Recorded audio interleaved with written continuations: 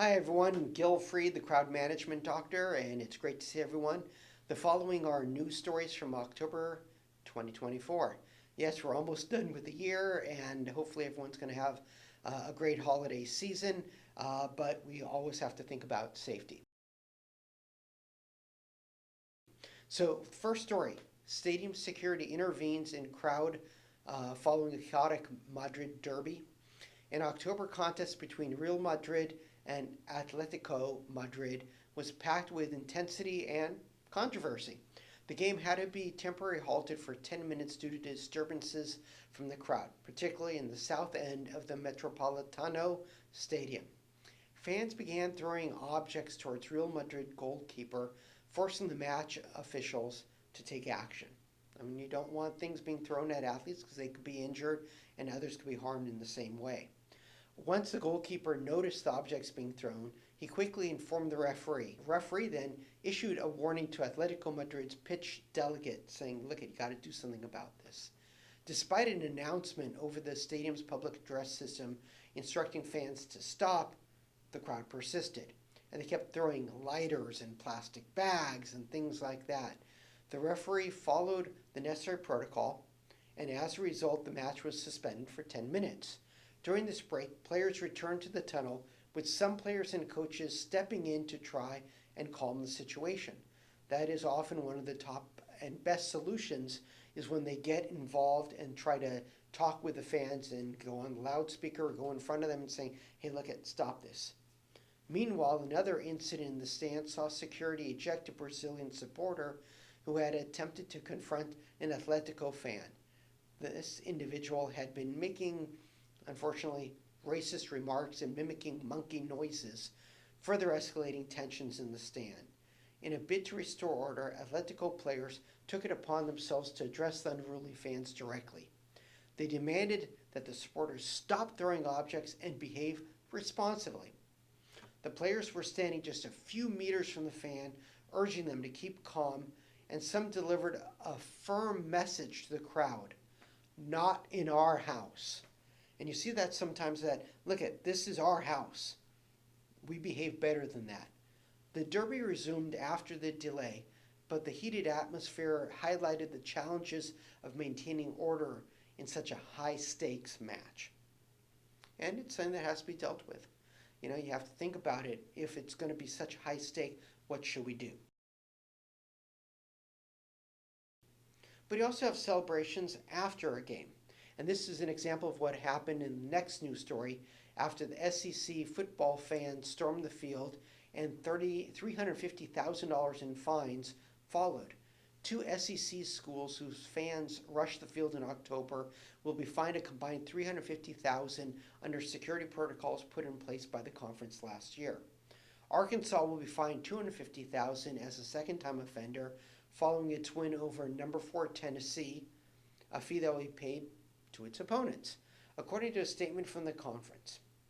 Vanderbilt will be fined $100,000 as a first-time offender and will owe that to number 1 Alabama. A group of Commodores fans ripped down a football goalpost after the rival, won, and the final whistle blew. The fans tore it down. They carried it more than 2 miles and dumped it into the Cumberland River. It was a familiar sight in October, as on one Saturday alone, 5 teams ranked in the top 11 lost on the same day. In 4 of those games, home fans stormed the field following the final whistle. The other 2 were in the Big Ten when Washington upset number 10 Michigan and Minnesota upset number 11 USC. It's unclear exactly how much other schools might be fined. Under the new SEC policy, the first offender will cost the school $100,000. The second will cost $250,000, and all future violations will cost $500,000. The slate for each school was wiped clean when the policy was implemented, so they started anew. The Big Ten policies are less clear. According to ESPN, a discretionary fine can be made for schools who reportedly fail to provide security for visiting teams' players. How is that defined? That's going to be another story. Other leagues have various policies, particularly for basketball games, where the issue is more acute. The Pac-12s, for example, can be as high as $100,000 for repeat offenders. The West Coast Conference established a new fine system starting last season. In a separate incident, the SEC levied against conference newcomer Texas a $250,000 fine after fans littered the field at Darrell K. Royal Texas Memorial Stadium with water bottles and other trash during the third quarter of the Longhorns game against Georgia, but apparently the league isn't stopping there. According to CBS Sports, the SEC will require the University of Texas to identify and punish fans involved in Saturday's chaotic scene, which stemmed from what fans perceived to be a bogus defensive pass interference penalty. The penalty ended up not being levied. It was just initially thrown, and then they picked up the flag and said no penalty. The game was stopped for several minutes before play resumed, and Georgia continued in progress towards a 30-15 victory. As reported by Chip Patterson of CBS Sports, the SEC is mandating Texas to, quote, use all available resources, including security, stadium, and television video, to identify individuals who threw objects onto the field. The SEC then requires that those fans found guilty shall be prohibited from attending Texas athletic events for the rest of the 24-25 academic year, and that the school undergo a review of its alcohol availability policies. The conference also offered a reminder to its schools that it can suspend alcohol privileges at Texas under the league's bylaws. So they could say, look at it, if you can't take care of this, we're going to suspend sales. But at least at the present time, they're choosing not to do that, but it is a tool in their arsenal. You need as many tools as possible, and as fans misbehave, we're finding more and more things being done. Dodger fans lose their cool, and Dodgers lose their edge in series tying debacle. Two baseballs flew down towards San Diego Padres' Jurickson Profar from the left field corner stands. The gutless move of two cowards, as the news report said. Numerous water bottles also flew down towards the Padres' Fernando Tatis Jr. from the right field corner stands. It all started as a display of a game of this magnitude with a pack of sorry spectators, as they call them, causing the game to be stopped for nearly 10 minutes before the bottom of the seventh inning, while balls and bottles rained down on the field. As one person said, I've seen over 1,000 games here, well over 1,000 games in this ballpark, and I've never seen anything like this. Who was that? That was Dodgers manager Dave Roberts. So obviously there's a lot of emotion and things like that, but that's something that should never happen according to Coach Roberts. But as we're seeing from just the news stories in this past month, that it keeps occurring. Mexico is struggling to stamp out a homophobic soccer chant ahead of the World Cup, and that's the next news story. Guadalajara is the capital of a Mexican state that is home to tequila, yay tequila, and mariachi music, but is also considered the birthplace of a less flattering tradition, a homophobic slur, chant, whatever you want to call it, that has cost Mexico hundreds of thousands of dollars in fines over the past 2 decades, and unfortunately does not seem to be slowing down. There are efforts that can be done, but we have to see how those efforts will work. It came as no surprise that the chant, a one-word slur that literally means male prostitute in Spanish, was heard from the crowd in Guadalajara's Akron Stadium during a friendly between Mexico and the United States in October. Despite on-screen messages and banners urging fans to refrain from using that chant and yell Mexico instead, the crowd shouted the slur at U.S. goalkeeper Matt Turner within a minute after the kickoff. Multiple sanctions from FIFA and campaigns by Mexican soccer officials to educate fans have not really been able to stamp it out, especially in Mexico. The chant persists in both club and national soccer in Mexico, not least in games between the two North American rivals who will host the 2026 World Cup together with Canada. When the U.S. men's team played in Mexico in the CONCACAF Nations League final in Texas in March, the referee stopped the game twice due to homophobic chanting by Mexican fans. Last year, a game in Las Vegas between the two sides was cut short for the same reason. And that's part of the punishment that the international soccer body, FIFA, has put in place, saying first give a warning, then give a suspension of play, and if that doesn't work, stop the game.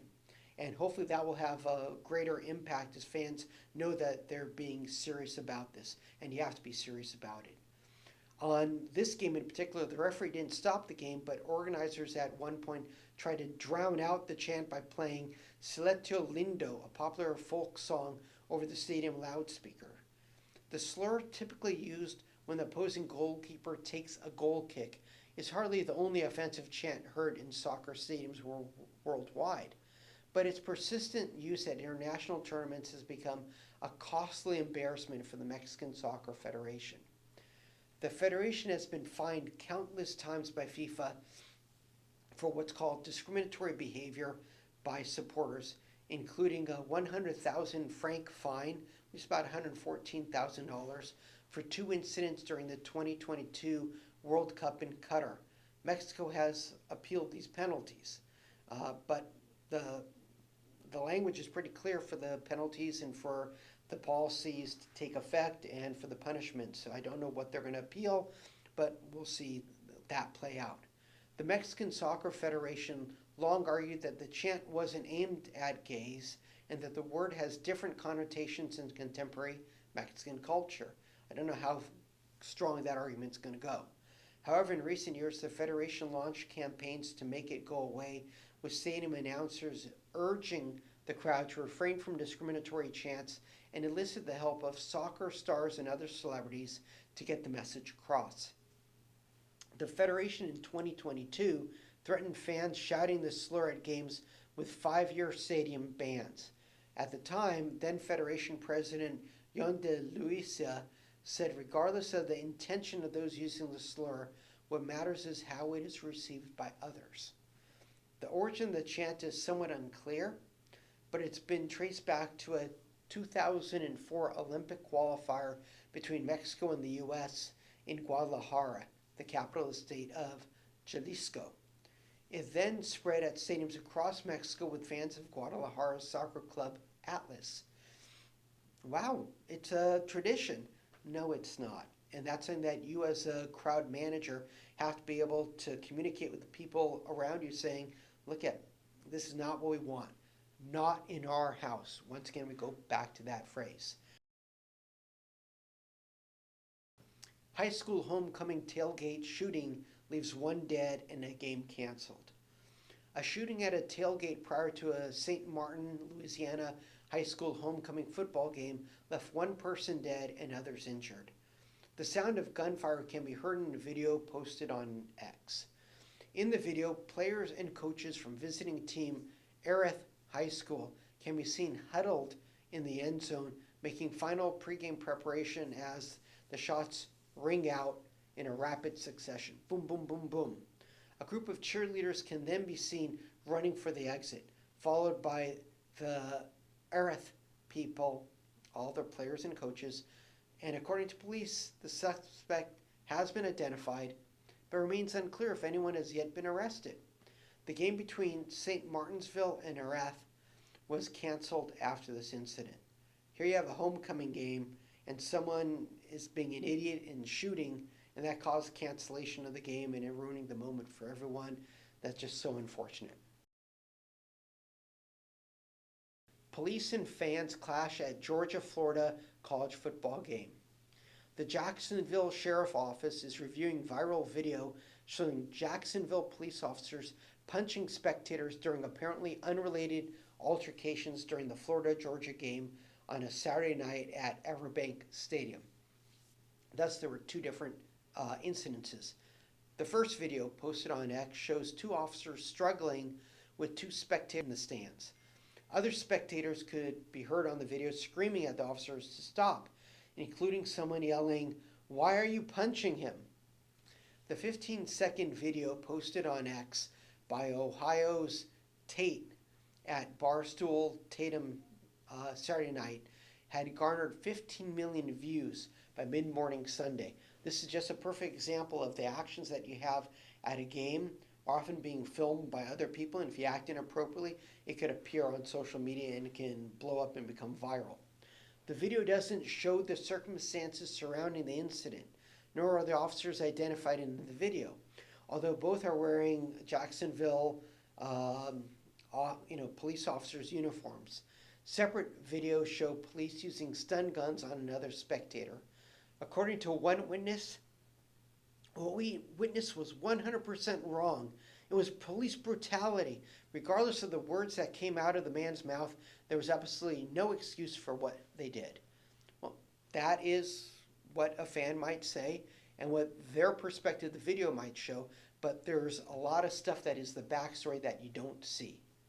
The Williamson video shows the man who was seated arguing with one officer as the second officer holding his stun gun approaches and touches the man's arm.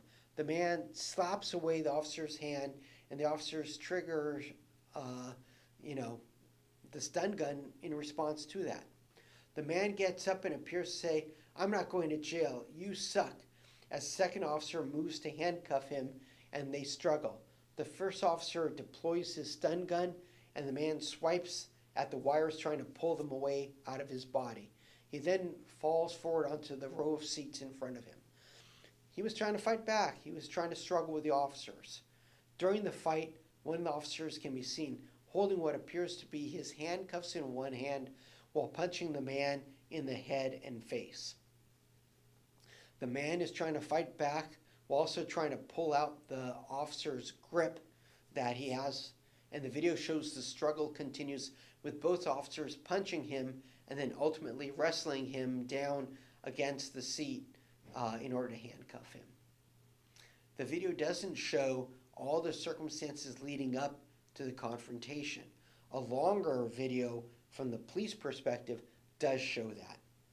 The sheriff's office didn't say how long that review process might take that they're reviewing the video, but several days later, more information was released. More information and body cam footage was released by the Jacksonville Sheriff's Office after several viral videos circulated on social media, and they appeared to show two separate incidents where sheriff deputies used force, to detain patrons at the football game. Yes, they used force, but was it necessary force? And sometimes you have to use necessary force. The sheriff's office said that while their administrative review into the two incidents is quote-unquote ongoing, they have not found any evidence of misconduct from the officers involved. As it is said, in this case, cell phone camera footage that had been circulated since Saturday does not comprehensively capture the circumstances surrounding these incidents. And that's what was said by Sheriff T.K. Waters. And he said that during a news conference afterwards where he was trying to protect, the officers and the integrity of the investigation and to highlight what really happened. The officers handled it professionally, though it looks rough, Waters added. A total of 8 arrests and 35 ejections resulted from that University of Florida game against the University of Georgia football team. The first incident that was part of the Sheriff's Office administrative review took place at around 4:20 p.m. during the game. 2 children allegedly approached a stadium security officer, also known as a safe worker, and that's SAFE, and that's the company that does work at the stadium, asking to enter a section of the stadium that they did not have tickets for. The safe worker told the children that they should ask their parents and come back with a ticket to enter, according to the sheriff's office. During the interaction between the safe worker and the children, Walter Brown, who was identified by police as the children's father, arrived and allegedly pushed the safe worker, accusing them of kidnapping his children. That's what started this all out, was the kids wanted to go into an area where they didn't have a ticket for. A stadium worker that worked security said, "Nope, bring back your parents of this," and the parent comes back. Rather than engaging with Brown, the safe worker contacted the sheriff deputies who were on duty at the game and reported what happened. When officers met with Brown, they noticed, well, he was probably pretty drunk. They notified him that he was being ejected from the game, to which Brown responded, "No, I'm not." Brown is then heard saying on the police body cam footage, "You remember I told you I'm either going to kill a cop or not leave." Doesn't that change the whole perspective of this incident? Brown is heard using racial slurs towards an officer several times as they attempt to escort him from the stands. So they were trying to put him out, and he was resisting. Officers resort to tasing Brown in order to subdue him as he would not comply with their orders. However, even after getting hit by several tasers, Brown continues to struggle with the officers and even appears to attempt to take an officer's gun from the holster before officers are finally able to escort him away. I think sometimes we rush to judgment, and oftentimes the context is so much better.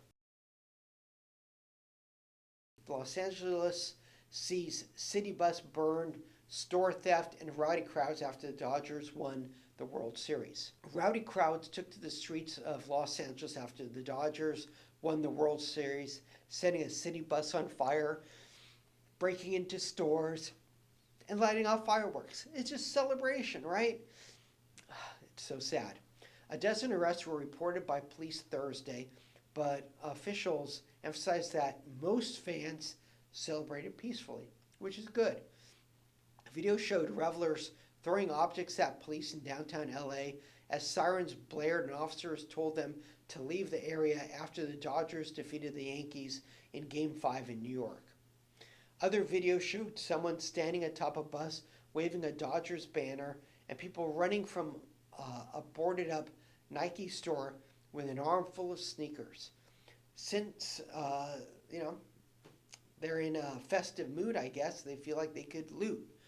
And then before you see this, you see them running to cars and throwing the merchandise in there. No injuries were reported despite some unrest.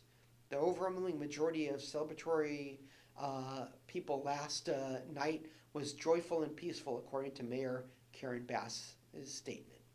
The Los Angeles County Sheriff urged fans to not shoot off illegal fireworks, take over intersections, or spin out cars, all of which happened that night. And remember, the threat of fire is so huge there, that becomes an issue. The last news story, the city of St. Petersburg estimates $47 million to repair Tropicana Field. In the wake of Hurricane Milton, Tropicana Field saw extensive damage. The home of the Tampa Bay Rays lost a large section of its roof, exposing the field, seats, and offices to the elements.